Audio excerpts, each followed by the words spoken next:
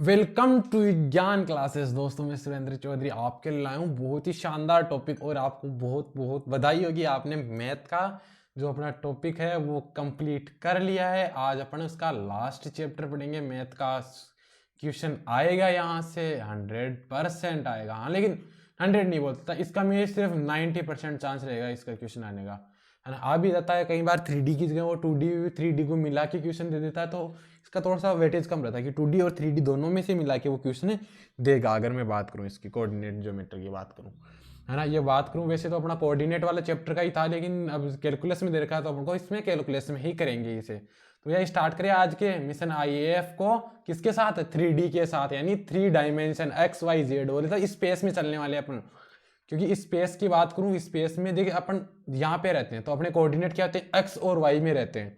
लेकिन जब मैं इस स्पेस में चला जाता हूँ तो वहां पे एक्स वाई जेड तीनों में कोऑर्डिनेट चलते हैं अपने। तो आगे देखिए भैया, आगे देखो, पढ़ो इसके बारे में। एकदम सिंपल सी छोटी छोटी चीजों को स्टार्ट करेंगे। तो स्पेस में स्थित किसी बिंदु को निर्देशित करने के लिए 3 अक्षों की आवश्यकता होती है, जिसे हम एक्स एक्स वाई एक्स और जेड एक्स कहते हैं। यानी यूनिवर्स में किसी भी बिंदु को अपन किससे निरूपित करते हैं, X dot Y dot Z से निरूपित करते हैं भैया। किससे निरूपित करते हैं, एक्स वाई और जेड द्वारा निरूपित किया जाता है ना। अब जैसे मूल बिंदु की निर्देशांक क्या होगी, 0,0, जो किसको माना गया, गैलेक्सी के सेंटर को, जो अपन को नहीं मिला कभी, तो उसी का मतलब एक जैसे अपन। पर इसकी बात करें अपने वाले स्पेस की बात करें, एक सूर्य को लेके वो कोऑर्डिनेट देते हैं, या पृथ्वी को मूल बिंदु किसी भी एक बिंदु को देके अपने समझने के लिए अपने इस हिसाब से यूज में करते हैं, जिसे हम करते हैं 3 डायमेंशन, यानी 3 दिवसीय। आगे देखते हैं, जैसे अक्ष अक्ष पर स्थित किसी बिंदु के नियम क्या होंगे, वहां पे अक्ष अक्ष पर क्या होता है, y और z का मान 0 के रूप में होता है। जैसे मैं बात करूं, अपन सिंपल सा, यहाँ पे कोई मिलेगा नहीं क्या मेरे को कुछ, एक बार इससे ट्राई करते हैं अपन, है ना। एक बार देखो, ये देखो अपने पास, इससे ले लो आप, है ना। ये देखो आप, ये अपना 3D का एक सिंपल से समझने की कोशिश करो इससे आप, है ना। इससे आप 3D समझने की कोशिश करो। देखो ये अक्ष हो गया, ये एक्स अक्ष, ये वाई अक्ष और ये जेड अक्ष, है ना। थर्ड जो कोऑर्डिनेट, है ना, कोई भी ले लो यहाँ पर, एक्स वाई और जेड ले लो, ये एक्स ये वाई और ये जेड।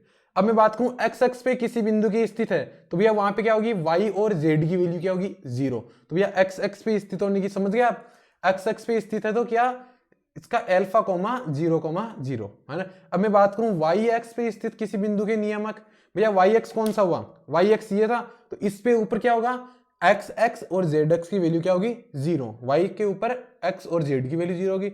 इसी प्रकार तीसरे की मैं बात करूं, थर्ड में क्या होता है, 0,0, गामा, क्या जेड एक्स है ये, तो जेड की बात करूं मैं, इस जेड एक्स की बात करूं तो यहाँ पे एक्स और जो वाई की वैल्यू है ये दोनों 0 हो जाएगी। और एक बात समझने की है कि जैसे हम x और y को लेते थे, यानी 2D में बात करें तो x और y ये दे दो, ये दोनों है, ये x ये y, ये दोनों क्या होते हैं, लंबवत होते हैं। और जब मैं 3D की बात करूं तो ये तीनों आपस में लंबवत होंगे, x आया ये z लंबवत, y और z लंबवत, और x और y लंबवत। और नीचे की तरफ क्या हुआ, ये माइनस जेड, ये पीछे की तरफ माइनस एक्स, और इस तरफ क्या हुआ, माइनस वाई, है ना। तो इस तरफ ये होता है।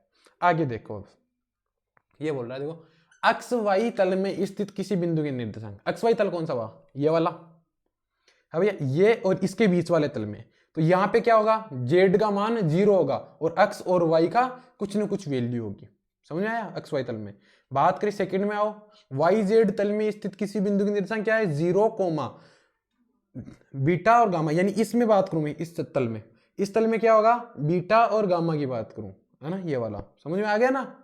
और मैं बात करूं अब जेड एक्स की, तो जेड क्या है, ये वाला जेड हो गया, ये वाला एक्स, इस तल में क्या होता है, वाई की वैल्यू, यानी यहां पे वाई की वैल्यू 0 होगी, क्योंकि वाई की वैल्यू या तो इस तरफ है या इस तरफ है। आगे समझ में ये चीज अच्छी तरह से। आगे देखो भैया, आप ये पढ़ने इसके बारे में, ये तीनों के बारे में, इनके बारे में, इसके बारे में और इसके बारे में भी पढ़ लिया, क्योंकि कहां पे कौन सा बिंदु 0 होता है वो इस हिसाब से अपन को पता चलेगा। आगे देखो, यदि दो रेखाएं प्रतिच्छेद करती है तो वो एक ही समतल में होती है। जैसे मैं बात करूं, जैसे मेरे पास था कौन सा, एक्स वाई तल है, ये एक्स वाला ये वाई वाला, इससे अक्ष अक्ष की एक रेखा इस तरफ गई और वाई अक्ष की इस तरफ गई। देखिए मैं बात करूं एक बार, है ना, इसको हटा देता हूं, एक बार सिंपल सा समझना। देखो ये अक्ष अक्ष गया, ये वाई एक्स गया, ये एक्स है और ये वाई है ना। अगर कोई रेखा एक्स एक्स से चली इस साइड में और वाई एक्स से इस तरफ ये क्रॉस हुई, तो ये कौन सी भी हमेशा एक समतल में रहेगी। कौन सा समतल इसका, एक्स वाई समतल है। ये समझ में आ गया। इस टाइप से अगर ये ऊपर की तरफ रहती, यानी मैं बात करता जेड एक्स को अपनी इस टाइप, इसमें किससे दर्शाते हैं, इस टाइप से दर्शाते हैं, ये जेड हो गया, इसी टाइप से दर्शाते हैं, है ना। और अगर मेरे पास कोई इस दोनों में चलती तो ये यहाँ पे कौन सा होता, एक्स जेड तल होता, एक्स जेड। और इस तरफ से कट क्रॉस करती तो ये वाई कोमा जेड। और जो इसमें नेगेटिव जेड कहाँ पे गया, नीचे की तरफ, यहाँ पे माइनस जेड, ये माइनस वाई और ये माइनस एक्स, इस टाइप से ये रहता है। और जेड एकदम सेंटर में रहता है। ये 3D डायग्राम थोड़ा सा पढ़ना मुश्किल है, आपको इसमें समझाना है। अगर आपको समझना है तो आपको एक बारी जो इसके आगे वाला क्वेश्चन कराएंगे ना, वहाँ पे देखेंगे अपन क्वेश्चनों में। अगर 3D को में अच्छी तरह से अगर कोई मिला ना आपके लिए, कोई अच्छी PPT फाइल या अगर कोई प्रोजेक्ट मिला अच्छा सा, है ना, जिप फाइल, तो आप जरूर समझाएंगे। ये देखो, तीन भिन्न बिंदु से होकर एक व एवं केवल एक समतल में खींचा जा सकता है। तीन भिन्न बिंदु से होकर एक और केवल एक समतल खींचा जा सकता है। यानी तीनों बिंदुओं से मिलाकर मैं कोई खींचूं तो वो सिर्फ एक ही समतल में जाएगा, दूसरे समतल में नहीं होता। आगे देखे, देखो, यदि कोई सरल रेखा किसी समतल पर लंब होती है तो वह उस समतल में स्थित सभी रेखाओं पर लंब होती है। जैसे मैं बात करूं, जैसे अपना ये था, है ना।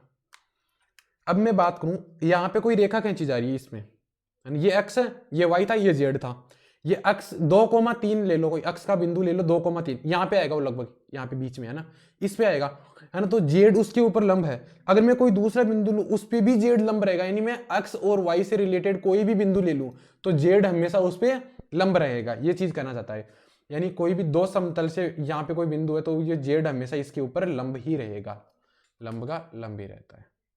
आगे देखें, आगे वाला ये हो गया पॉइंट। आगे वाला पॉइंट देखो, यदि कोई सरल रेखा, है ना, दो रेखाओं को प्रतिच्छेदी होती हुई पर लंब है तो उस समतल पर वह लंब रहेगी जिसमें वे रेखा स्थित है। ये ऊपर वाले की तरह ही है ना, थोड़ा सा, कि प्रतिच्छेदी रेखाओं पर लंब होती है तो वह उस समतल पर लंब रहेगी जिसमें वे रेखाएं होती है। यानी मैं बात करूं, कोई भी एक्स और वाई, जिससे अभी वाला ले लो, एक्स वाई, इसमें कोई रेखा, एक प्रतिच्छेदी रेखा बना लो, है ना। ये प्रतिच्छेदी रेखा कोई भी आ गई, यानी दो बिंदु आपस में प्रतिच्छेद कर रहे हैं, है ना। उसके ऊपर जो उस प्रतिच्छेदी रेखाओं पे ऊपर लंब है, कौन, जेड है, वो उस पूरे समतल पे ही लंब रहेगा। ये चीजें जैसे पहले वाली चीजें ना, सेम टू सेम ही, बस आओ इनकी थोड़ी सी भाषा शैली चेंज कर दी गई। आगे देखो, दो समतलों का कटान एक सरल रेखा होता है। अपने को पता है ये चीज कि दो एक्स और वाई को अगर मैं कटान करूंगा तो एक 2,3 की एक रेखा बनेगी, वो एकदम सरल रेखा रहेगी, कोई दिक्कत ही नहीं है उसमें। आगे देखो, ये ऊपर वाला फॉर्मूला याद कर लेना, इंपॉर्टेंट है। क्या है, cos square alpha plus cos square beta plus cos square gamma is equal to क्या होता है, 2 होता है। ये एक फॉर्मूला, इसी फॉर्म में साइन का भी आता है, वो आगे अपन देख लेंगे, जिसमें sine square alpha, sine square beta और साइन स्क्वायर गामा होता है, इज इक्वल टू 1 होता है उसके, वो आगे लिखा हुआ है आपके, मिल जाएगा आपको। अब मैं बात करूं, जैसे दिक कोसाइन जो अपन ने उसमें पढ़ी थी, जो है ना, अभी वेक्टर वाला टॉपिक था, उसके हिसाब से यहाँ पे भी चलती है थोड़ी सी। वो क्या होती है, कोई सरल रेखा यदि एक्स एक्स वाई एक्स व जेड एक्स पे क्रम से अल्फा बीटा और गामा कोण बनाती है, जैसे ये अल्फा, ये बीटा, ये गामा ऊपर दे रखा है ना, तो उसकी कोस स्क्वायर अल्फा, कोस square gamma, cos beta, cos gamma को दिक्कोजेय कहा जाता है, जिन्हें क्रम से एल एम एन में निरूपित किया जाता है ना।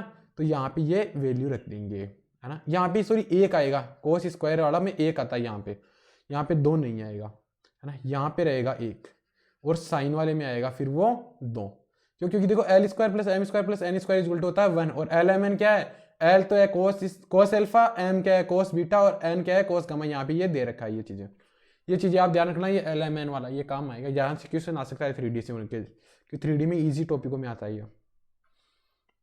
अब देखो, बिंदु x1 y1 z1, जो बिंदु x2 y2 z2 से होकर दिक को जाए, क्या होगी, x2 minus x1 upon r, r क्या है, ए बी, एक डॉट b होगा, जहां पे इन दोनों का गुणनफल होगा, है ना। ये चीजें आप देख लेना। आगे बढ़े, ये देखो, तीन संख्याएं a b c जो l m n के समानुपाती होती है, उन्हें क्या कहलाता है, सरल रेखाओं का क्या होते हैं, डायरेक्ट रेशियो।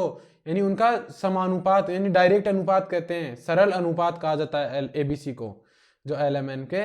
और इनकी सरल अनुपात की दिक्कत जाए वेक्टर वाले चैप्टर में पढ़ी थी, ये देखो ये चीजें अपन को पढ़ी हुई है वेक्टर में, ये चीजें वेक्टर में IJK में पढ़ी हुई है। वो IJK भी XYZ वाला ही था, वो X Y और Z ही था, 3 डायमेंशन स्पेस की बात कर रहे थे वो वेक्टर में भी। अब देखो XX YX और ZX की दिक्कत हो जाए, XX की क्या होती है 1,0,0, ये चीजें याद करने की है। ये वाली लाइन मोस्ट है भैया, मोस्ट इंपॉर्टेंट लाइन ले लो कि वो डायरेक्ट क्वेश्चन पुटअप होता है इनसे क्या होता है, डायरेक्ट क्वेश्चन पुटअप होता है। जैसे XX की दिक्कत जाए बताओ तो डायरेक्ट 1,0,0, YX की बात करेगा तो 0,1,1 सॉरी 0,1,0 और 0,0,1, क्योंकि यहाँ पे ABC की वैल्यू होती है ना वो 0 रहती है, एक अक्ष में सिर्फ एक वैल्यू बचेगा, ये दोनों 0 है तो 0,0 हो गई। 3 बिंदुओं के बीच की दूरी जैसे 2 बिंदुओं की थी, ये तीसरा वाला और जुड़ गया उसमें, और कुछ करना नहीं है, ये आपको आता है अच्छी तरह से। आगे बढ़े, आगे देखो ये वाला बिंदुओं x1 y1 z1 x2 y2 z2 को मिलाने वाले रेखाखंड m अनुपात m में विभाजित करता है, अंतः विभाजित करता है। ये बाह्य विभाजन, भैया 2 बिंदुओं में अंतः विभाजन बाह्य विभाजन पड़ा हुआ है, तीसरा बिंदु जुड़ते ही कुछ नहीं जुड़ा, सिर्फ ये वाला जुड़ गया। अगर किसी का नहीं पड़ा तो कोऑर्डिनेट वाली क्लास है वो जाके पीछे जाके ले सकता है, वो वहां पे बहुत ही शानदार तरीके से बताया हुआ है ना। 2 बिंदुओं को बहुत ही अच्छी तरीके से आपको समझाया हुआ है, तो आप वहां पे जाके इसकी क्लास जरूर लेना। अगर किसी ने नहीं ली, जिसकी आपको लिंक या तो डिस्क्रिप्शन में मिल जाएगी या आई बटन में आपको मिल जाएगी, किसकी फिजिक्स और मैथ दोनों की प्लेलिस्ट की लिंक मिल जाएगी, और तीसरी अपनी GD वाली भी मिल जाएगी। अगर कोई भाई आप में से भैया कोई GD की तैयारी कर रहा है, साथ साथ GD की भी तैयारी कर रहा है, तो उसके लिए भी बहुत बेनिफिट है, बहुत ही शानदार शानदार टॉपिकों का कलेक्शन दिया हुआ है। तो आप स्टडी के साथ साथ अगर 5-10 मिनट GD को भी दे रहे हो तो आपको बाद में ज़्यादा टेंशन आने वाली नहीं है GD पास करने में, तो थोड़ा थोड़ा टाइम GD को भी दिया करो, और उसके अपने वीडियो आपको अपलोड हुए मिल जाएंगे। ये देखो अब हो गया mx2 + mx1, ये आपको एकदम सेम टू सेम है, जो 2 वाला था 2 बिंदुओं में वही 3 बिंदुओं में है, तभी बोल रहा हूँ 2D और 3D में ज़्यादा कुछ डिफरेंस है नहीं, है ना। तो वो दोनों में से मिला के एक क्वेश्चन देगा आपको, तो वो किसी में से भी आ सकता है। आगे देखो x1 y1 z1 x2 y2 z2 को जोड़ने वाले रेखाखंड का मिड पॉइंट मध्य बिंदु की निर्देशांक x1 x2 y2 y1 y2 y2 z1 z2 y2 हो गया। और किसी त्रिभुज का गुरुत्व केंद्र के नियामक, ये भैया आपको बता दिया है पहले ही, x1 + x2 + x3/3 y1 + y2 + y3/3 z1 + z2 plus है यहाँ पे z3/3। गुरुत्व केंद्र के निर्देशांक आपको लंब केंद्र गुरुत्व केंद्र वो वर्त में बताया हुआ चीज है, आपको हर चीज ये चीज बताई हुई है, तो आपको बार बार भटकने की जरूरत नहीं है। अब जैसे बिंदु ये दो है, दोनों वाली का जोड़ने वाली, इन दोनों बिंदुओं वाली जोड़ने वाली रेखा का डायरेक्ट रेशियो, यानी इनका मध्य बिंदु ही पूछ रहा है एक तरह से, मतलब उनका अनुपात एकदम मिडिल पॉइंट के अनुपात क्या होगा, x2 - x1 y2 - y1 z2 - z1। ये यहाँ पे कोई एक अनुपात रहेगा जो इनको जोड़ने वाली रेखा का एकदम सीधा अनुपात करेगा। आगे देखें, यहाँ पे ये 2 आएगा है ना, 2 ही आएगा ना, हाँ 2 आएगा माइनस में, वो यानी +1 - sin स्क्वायर थीटा होता है वो, तो ये हाँ 2 आएगा यहाँ पे। ये sin square alpha + sin square beta sin square gamma = 2 होता है, क्योंकि cos स्क्वायर क्या होता है, वो cos square alpha cos square beta plus cos square gamma = क्या होता है, 1 होता है। अब जैसे sin स्क्वायर थीटा वाला फॉर्मूला पता है आपको, = 1, यहाँ से cos स्क्वायर थीटा की वैल्यू निकल के इस समीकरण में रख दो, ये वाला समीकरण आ जाएगा अपने। आगे देखो, यदि कोई सरल रेखा x1 y1 और z1 बिंदु से होकर आती है, जिसका डायरेक्ट रेशियो है, डायरेक्ट जो कोसाइन है वो ज्ञात करने का LMN है, तो भैया उस रेखा का समीकरण क्या होगा, तो क्या होगा x - x1/L y - y1/m z - z1/n। ये भैया इसके है ना फॉर्मूले बहुत सारे हैं, है ना। 3D में बात करूं फॉर्मूले बहुत ज्यादा है, मतलब समाकलन अवकलन नहीं देता इतने फॉर्मूले, लेकिन उनकी जितना वेटेज नहीं रखता, तो इनको आप थोड़ा सा लाइटली भी लेके चल सकते हो। छोटे छोटे फॉर्मूले जो अब तक पढ़ाया ना, उसमें से क्वेश्चन मिल जाएगा 3D का।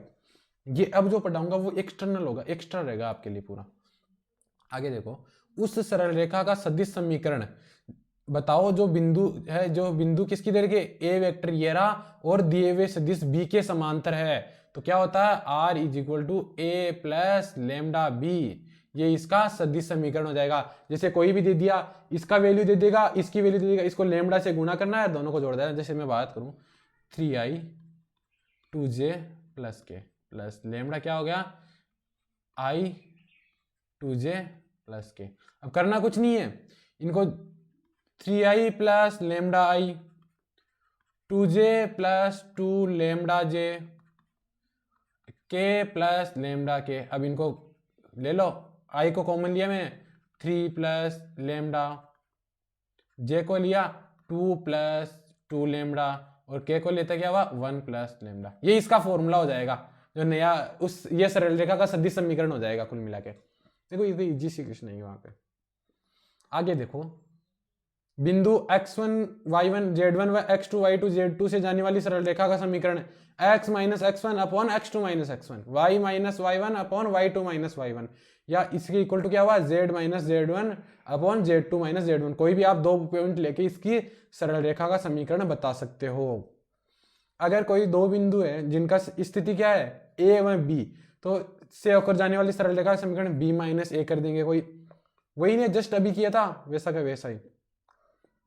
इनके पीछे कोण की बात करें, जहां पे आपको क्या दे रखा है डायरेक्ट रेशियो कोस्ट LMN की वैल्यू देखिए L1 M1 N1 L2 N2 N2, तो ये उसका ये कोस्ट थीटा ज्ञात करने का फॉर्मूला हो जाएगा। बहुत बड़ा सार का है तो आप छोड़ दो इसे, कोई दिक्कत नहीं। एक्स वाई जेड एक घात समीकरण एक समतल को निरूपित करता है। क्या करता है, एक समतल को निरूपित करता है। भैया ये इसका समतल का समीकरण हो गया है ना। अब हम देखो 3D पढ़ ली, 3D में पढ़ा क्या आपने, बिंदु पढ़ लिए, तीन बिंदुओं से मिलकर चीजें पढ़ ली। अब अपन बात करेंगे इसकी समतल की।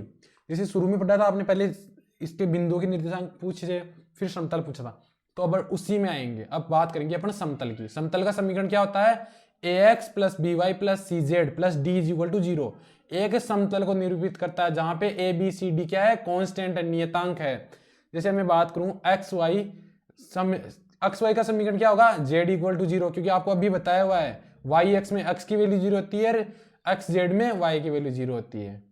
जैसे आपने वहां पे पढ़ा होगा कि x मतलब वाई एक्स का समीकरण क्या होता है, यानी x is equal to 0, 2D में पढ़ा था ना आपने, वैसे ही यहाँ पे आएगा ये।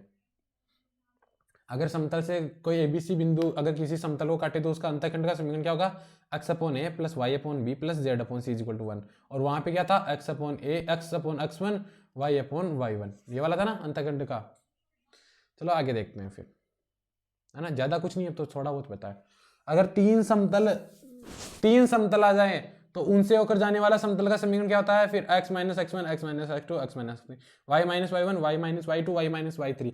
यानी पहले आप इनको रखो फिर इसका सारणिक ज्ञात करो, फिर जो समीकरण आएगा वो समतल का समीकरण होगा। भैया बहुत ज्यादा लेंथी हो गया, ये बहुत ज्यादा लेंथी होगा, लेकिन आपको भैया अगर आ गया तो करना पड़ेगा। इसके क्वेश्चन हर टाइप भी करेंगे, क्वेश्चनों में आपको समझ में आ जाएगा। दो समतलों के बीच में थीटा ये वाला रहा, a1 a2 b1 b2 c1 c2 upon, जैसे उसमें नहीं था क्या ऊपर है a dot b upon mode of a mode of b, vector में पढ़ा था जस्ट पहले वाली क्लास में, सेम टू सेम वैसा ही है, ये वही वेक्टर वाला है, ज्यादा कुछ नहीं है। और एबीसी में डालेगी लंब की लंबाई क्या होगी, ax1 प्लस by1 c1। देखो वहां पे c और ये नहीं था, z वाला और c वाला पार्ट नहीं था, और ये 2D की सेम टू सेम है। तो भैया यहाँ पे है ना 3D का तो बेसिक इतना ही है, छोटा सा हो गया ना, थोड़ी सी देर में 10-15 मिनट में। भैया कारण क्या है इसका, देखो 3D की बात करो ना, है ना, 3D के बारे में कुछ इंपॉर्टेंट चीज़ मैं आपको बताता हूँ। अगर मैं बात करूँ 3 डायमेंशन ज्योमेट्री है अपनी, कोऑर्डिनेट ज्योमेट्री, वो एक तो 2D से रिलेटेड है, तो इसमें आप एक तो आपको समझने में ज़्यादा दिक्कत आएगी नहीं।